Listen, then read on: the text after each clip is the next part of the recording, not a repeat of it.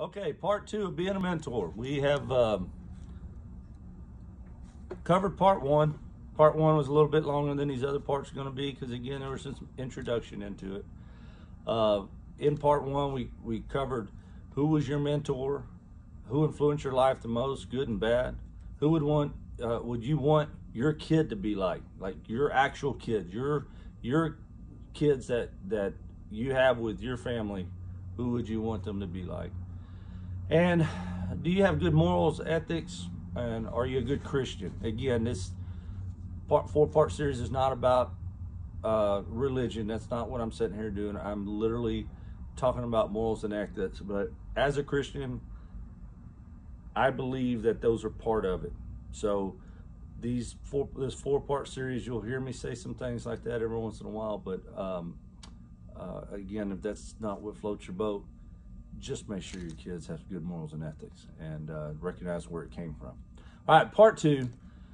How do I recognize this with the kids? Okay, what I mean by that when I say how do I recognize this with the kids is some of these kids were raised different. So I recognize with me what I did in life, right? So now I need to recognize with my kids where they're at. A lot of times the parents are going to show it right away.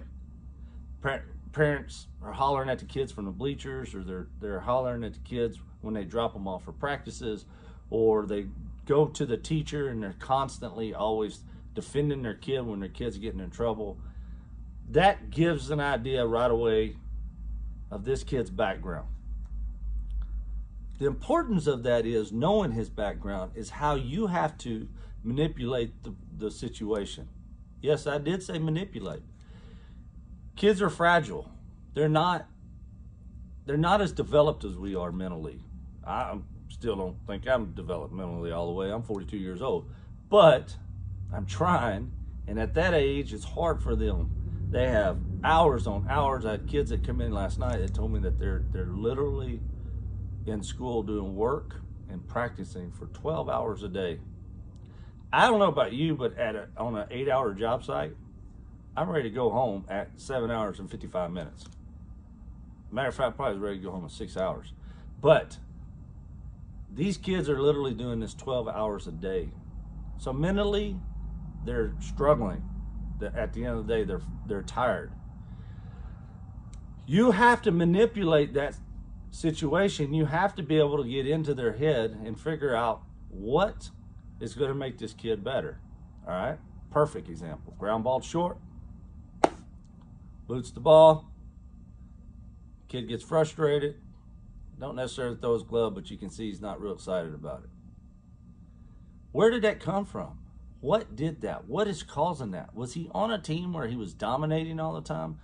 Was he playing on a very high-end select team and now he's not seeing the same competition? There's a lot of variables in there that you have to find out.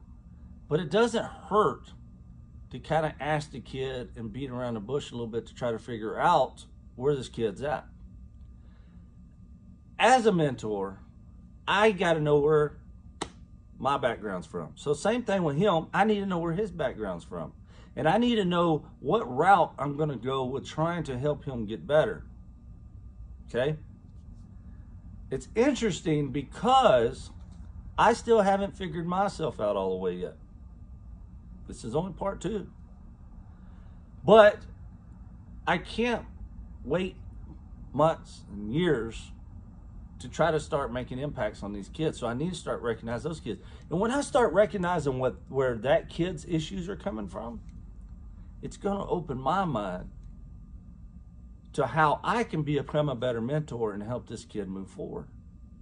If he's got a hard family life, he's got a mom and dad that are divorced, dad's disappeared, mom is working 2 jobs, and the kid's tired, and he's not eating right, man, that's a perfect scenario for just a catastrophe waiting to happen.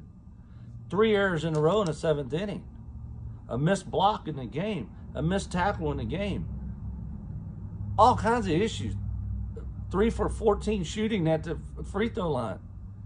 And it will continue and spiral because things aren't going right somewhere else. So now as a mentor, you have to figure that out in him. You have to figure out, are these the situations that's going on? And as you figure those out, you have to look inside of yourself and say, I wonder if that's some of the issues that I had early on. And with my coaches, did they deal with it a different way, or were they dealing with it in a positive manner? And it's real simple at that point to look at the kid and tell the kid, hey, that's your first error in 2 months. It's going to happen.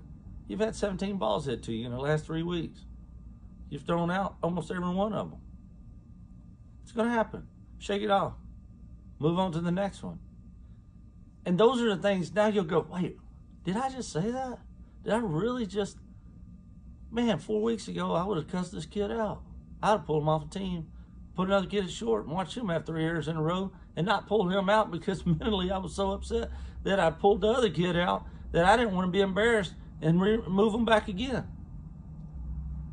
There becomes this point to where you got to recognize that kid and try to make the adjustment based on what's going on elsewhere or with one of your parents or your coaches or your teachers. Okay, so we recognize the kids, we recognize the parents. Now you got to kind of get with the parents and figure out their kind of background, because again, you find out that mom and dad are divorced, or dad's cheating on mom, or dad's working jobs and he's flying all over the world, and mom's not working.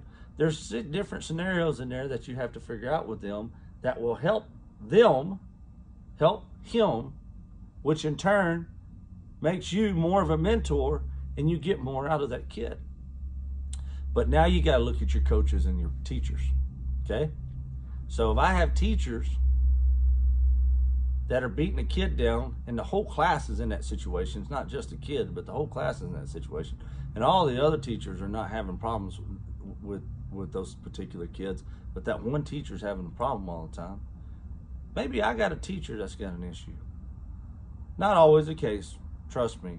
I've seen a lot of kids that struggle. Sometimes it's teaching, the teaching way, the way that the teacher teaches, and sometimes the teachers are just not happy with being there. Sometimes they don't make enough pay, or sometimes they're just stubborn to their ways.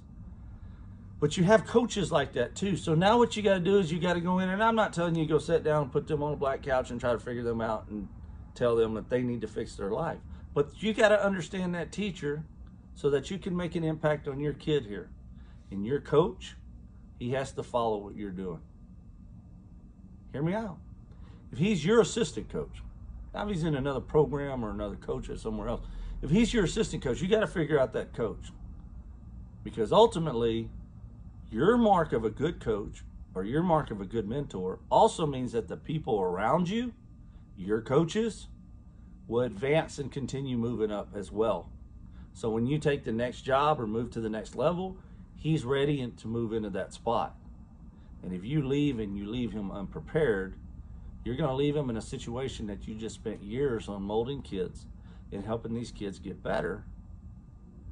And they look to you and feed off of you, and then you move somebody in that doesn't have that same vibe, and they lose that drive, and the team falters. And that's not what you want. You want these coaches to be on the same page with you. So it helps to understand them, what their background is, where they came from, and how they work around people.